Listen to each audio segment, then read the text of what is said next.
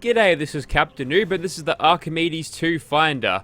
Now, if me saying Archimedes and Finder in the same sentence gives you memories of a certain weapon from Fallout New Vegas, yes, this thing can perform orbital strikes and more. This thing uses the Tesla rifle animation, so it will require the Automatron DLC, and it's got a decent amount of customization to it, so let's get into it. So this thing does a little bit more than just orbital strikes. You can make it have a laser beam firing barrel. This is basically it in automatic mode. You can get up to a respectable 135 energy damage, which is pretty good. It'll fire like a basically constant beam, kind of like a Gatling laser. And you've got the flare charge, which acts more like a charge up Tesla rifle or a Gauss rifle, doing 754 damage, which is pretty awesome. You've got the orbital designated here, which will allow you to cool down those orbital strikes. It is limited though. If you want to be on a little bit more unlimited side, you've got the orbital safety override, which does require a little bit more perk investment, but it's worth it because you can cool down infinite orbital strikes as long as you've got ammo to actually feed the thing. So you know what, let's just crank it all the way to 11 and go ahead and attach that. Now for the sights, there are no sights on this. We don't really need sights for an orbital strike weapon, so I'm going to leave that as is, but I'm going to get some use out of these sights for the other barrels that I'm going to attach on the different weapons, because I've got console commands. I can spawn multiple of these in my inventory. You've got a bunch of grips here you can choose from. They don't do anything, it's just a cosmetic choice. I like the light one, although this one's a small orbital strike thing, so there's probably no recoil to worry about, so we'll just go for the pistol grip. Now you can change the way this thing scales with damage. You can just pick perks, doesn't really matter what. I'm going to go ahead and pick Gunslinger for all of these because that'll actually increase the range of our weapons, unlike the rest of these, so always go for Gunslinger if you've got that invested in. Now we can change the cooldown from 24 hours, which is 72 real life minutes, to 10 minutes, which is like 40 seconds. This thing is infinite, so that's not going to be a problem for us, but if you're using just the basic orbital strike one, yeah, you can get your cooldowns down to 40 seconds, which is nice for balance reasons, honestly. Okay, so for the barrels, it gives you a little bit of customization here. This one is auto-equipped when you're using the automatic barrels, as you saw before. This two-phase one is just for looks. This thing is going to be a small version, so we're going to leave it as its sort of compact form, and we can change the target time, and this one actually gives me a warning, so maybe it's not going to work all that well with the 3 seconds, but I'm going to try it out anyway. And you can change the skin on this, which gives you a whole bunch of different cool looking textures. Looks like you have to download a couple of these ones to actually get the high res versions of these, which is nice because the one I downloaded was only like 150 megabytes, so it's not going to take up a whole lot. Go for a teal looking receiver finish there, and a legendary effect is there if you need it. Don't put any of the projectile overriding things on this because it'll just screw up the weapon entirely. But that is our Archimedes 2 Finder. I'll create a couple of others of these and I'll see you outside of Gunners Plaza. Okay, here we are outside of Immersive Gunners Plaza. We've got our sniper one here, but this is the one that we were creating before. Now, something that I didn't mention before about this weapon is that if you've got one in your inventory and you actually equip it, you can actually change what barrel this thing uses. So you can sort of change it on the fly. Unfortunately, you can't really change any of the optics, so that is why I've just grabbed extras. And if you have more than one in your inventory, the game will tell you, hey, you can't change these on the fly anymore because that's just how it is. But that's okay, we've got 3 of these things, we can use them when we need them. So let's get to orbital striking some people. I won't hold it back any further. So what you do is you point at a general spot where you'd like it to be. You laser designate for a second. And then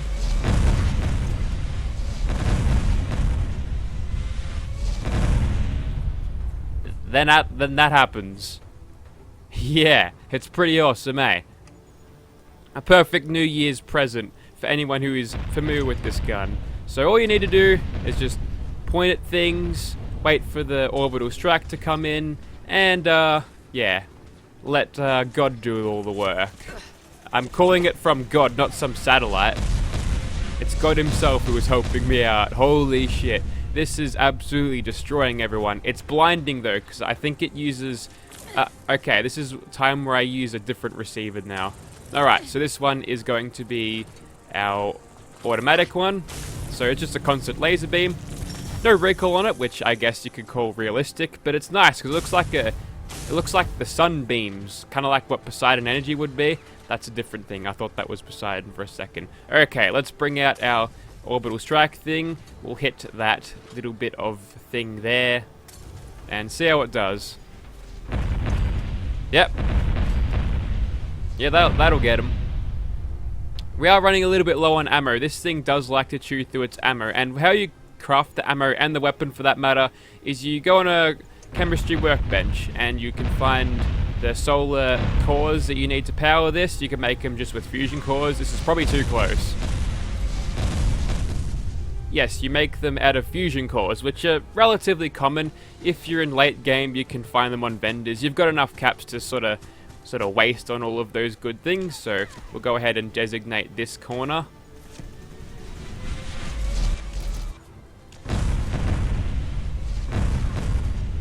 And do good work against those gunners. There's a couple of people on the top, so if I could just get a cheeky little laser designation on that, hopefully that might do some good work. No, not quite. Got a little bit of hit markers there, but yeah. As you can tell, the longer I hold down this thing's trigger, the more ammo it'll take up. And each ammo takes up 1/10 of your power from your core, your solar core, so it's a little bit ammo consuming doing this, but it's super satisfying, so who cares about how much ammo it consumes. Alright, we'll pop a quick reload in this and finish them off with the laser beam. We'll go for their face if we can. Oh, that's some solid damage. Okay, we are a little bit on the dying side right now, so we should probably play this a little bit more cautious, but the good news is I haven't managed to kill myself with an orbital strike thing. I don't think Matilda's happy with it. Oh, I must have killed them all down there. But let's see, a Nerd Rage infused laser beam does pretty well, doesn't it? Yes. The fact that it does have 0 recoil makes it just super easy to snipe people with, and super fun too. Let's see how this thing goes in VATS. I'm a little bit curious on how this works. It's probably just going to be a burst. Yeah. Easily killed there. And we'll throw a crit in there just to see how we do with that. Not the best damage. I do like how they're immolated though, that's cool. It looks like we get a longer burst out of this. It might be a 10-round burst like Gatling lasers and miniguns. Oh my god, all of these people are toasted. It must smell like bacon.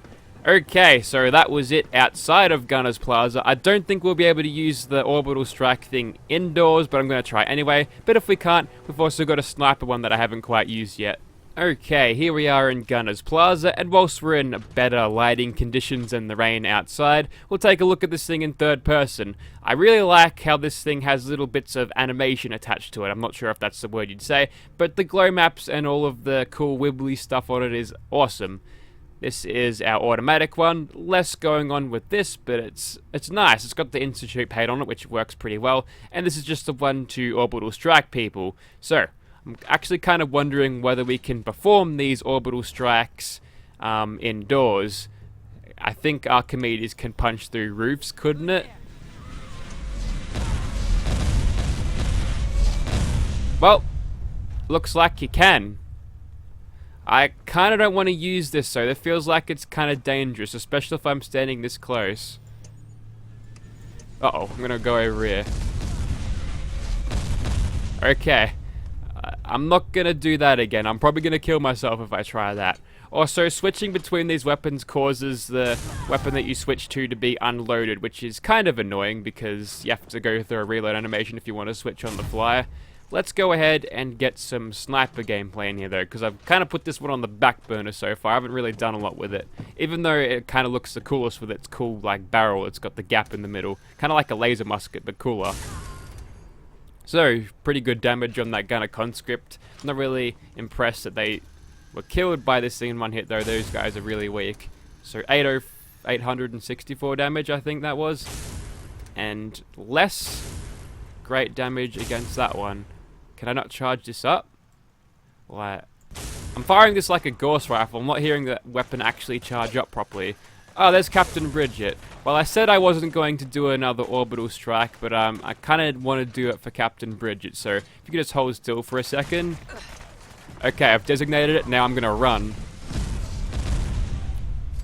Cool girls don't look at explosions. Okay. Let's just try that again. Let's just go in here with the sniper again and see if we can't make some better use out of it. Maybe in VATS, seeing as we don't have to charge it up that way. So we'll go for a critical.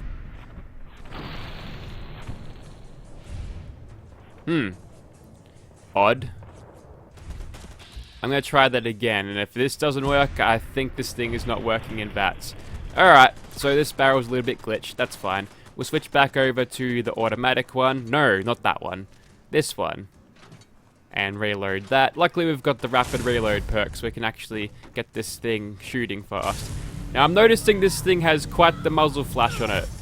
I don't think it's the muzzle flash that you'd put a flash suppressor on the end to get rid of it, so maybe wearing some sunglasses or welding goggles whilst using this will make you nice and safe. It'll retain your eyesight. You won't go blind by the age of, I don't know, 5 weeks after you use this. Alright, we'll enter sneak mode once more. Actually, we've got a little bit of range to deal with these guys, so we'll reload a little bit. We'll designate some targets. That'll do.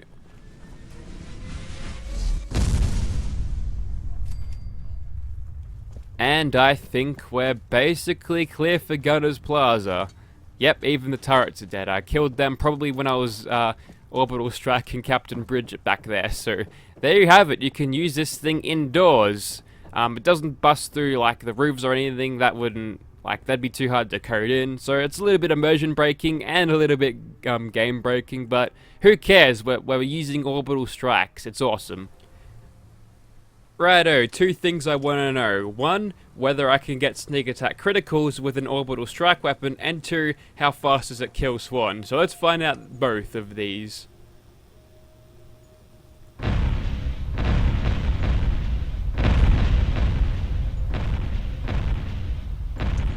That should be enough. And then the game crashed, but I'm going to try this again, and I've cleared up the weather this time so we can actually see. I want to see if we can get a critical strike in VATS with an orbital strike weapon with a sneak attack critical and how fast it'll kill Swan. Let's go.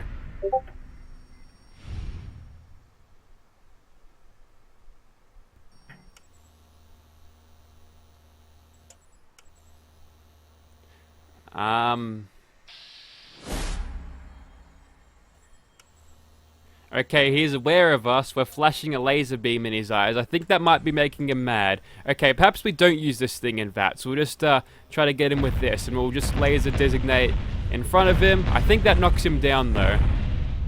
It might.